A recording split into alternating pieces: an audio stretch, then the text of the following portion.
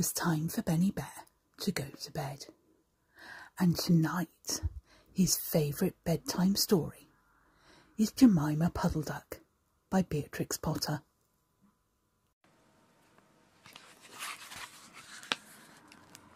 What a funny sight it is to see a brood of ducklings with a hen.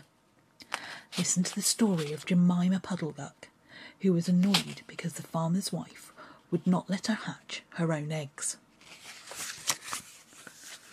Her sister-in-law, Mrs. Rebecca Puddle-Duck, was perfectly willing to leave the hatching to someone else.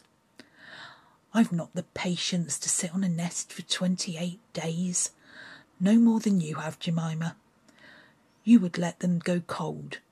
I know you would." "I wish to hatch my own eggs. I will hatch them all by myself," quacked Jemima Puddle-Duck. She tried to hide her eggs, but they were always found and carried off. Jemima Puddle-Duck became quite desperate. She determined to make a nest right away from the farm. She set off on a fine spring afternoon along the cart road that leads over the hill. She was wearing a shawl and a poke bonnet. When she reached the top of the hill, she saw a wood in the distance. She thought it looked quite a safe spot. Jemima Puddle-Duck was not much in the habit of flying. She ran downhill a few yards, flapping her shawl, and then jumped off into the air. She flew beautifully when she had got a good start. She skimmed along over the treetops until she saw an open place in the middle of the wood, where the trees and brushwood had been cleared. Jemima alighted rather heavily and began to waddle in search of a convenient dry nesting place. She rather fancied a tree stump among some tall foxgloves, but, seated upon the stump, she was startled to find an elderly dressed gentleman reading a newspaper. He had black pricked ears and sandy-coloured whiskers. "Quack," said Jemima Puddle-Duck, with her head and her bonnet on one side. "Quack." The gentleman raised his eyes above his newspaper and looked curiously at Jemima. "Madam, have you lost your way?" he said. He had a long bushy tail which was sitting upon as the stump was somewhat damp. Jemima thought him mighty civil and handsome. She explained that she had not lost her way, but that she was trying to find a convenient dry nesting place. "Ah, is that so indeed?" said the gentleman with the sandy whiskers, looking curiously at Jemima. He folded up the newspaper and put it in his coat-tail pocket. Jemima complained of the superfluous hen. "Indeed, how interesting. I wish I could have met with that fowl. I would teach it to mind its own business. But as to a nest, there is no difficulty. I have a sackful of feathers in my woodshed. No, my dear madam, you will be in nobody's way. You may sit there as long as you like," said the bushy, long-tailed gentleman. He led the way to a very retired, dismal-looking house among the foxgloves. It was built of faggots and turf, where there were 2 broken pails, one on top of each other, by way of a chimney. "This is my summer residence. You would not find my winter house so convenient," said the hospitable gentleman. There was a tumbled-down shed at the back of the house, made of old soap boxes. The gentleman opened the door and showed Jemima in. The shed was almost quite full of feathers. It was almost suffocating, but it was very comfortable and very soft. Jemima Puddle-Duck was rather surprised to find such a vast quantity of feathers, but it was very comfortable, and she made a nest without any trouble at all. When she came out, the sandy-whiskered gentleman was sitting on a log reading the newspaper. At least he had spread out, but he was looking at the top of it. He was so polite that he seemed almost sorry to let Jemima go home for the night. He promised to take great care of her nest until she came back the next day.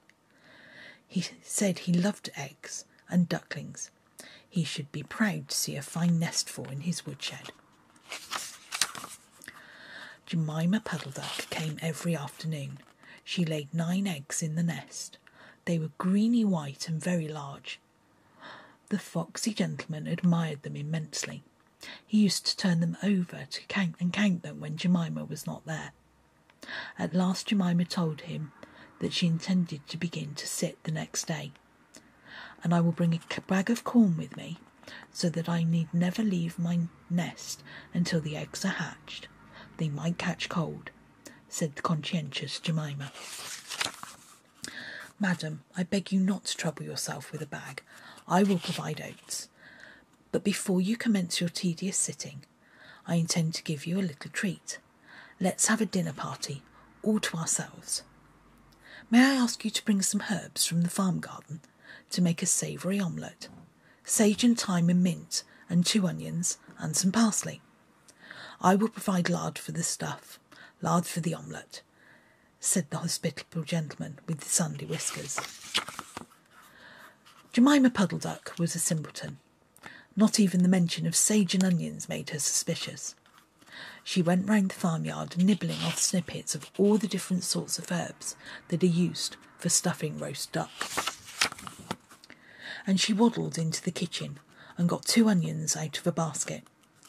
The collie dog Kep met her coming out. "What are you doing with those onions?" "Where do you go every afternoon by yourself, Jemima Puddle-Duck?" Jemima was rather in awe of the collie. She told him the whole story. The collie listened. With his wise head on one side, he grinned when she described the polite gentleman with sandy whiskers. He asked several questions about the wood and about the exact position of the house and shed. Then he went out and trotted down the village. He went to look for 2 foxhound puppies who were out at a walk with a butcher. Jemima Puddle-Duck went up the cart road for the last time on a sunny afternoon. She was rather burdened with the bunches of herbs and the 2 onions in a bag. She flew over the wood and alighted opposite the house of the bushy, long-tailed gentleman. He was sitting on a log. He sniffed the air and kept glancing uneasily around the wood. When Jemima alighted, he was quite jumped. "Come to the house as soon as you have looked at your eggs. Give me the herbs for the omelette. Be sharp." He was rather abrupt. Jemima Puddle-Duck had never heard him speak like that. She felt surprised and uncomfortable. While she was inside, she heard pattering feet around the back of the shed. Someone with a black nose sniffed at the bottom of the door, then unlocked it. Jemima became alarmed. A moment afterwards there was the awful noise, barking, baying, growls and howls, squealing and groans, and nothing more was ever seen of that foxy, whiskered gentleman. Presently Kep opened the door of the shed and let out Jemima Puddle-Duck.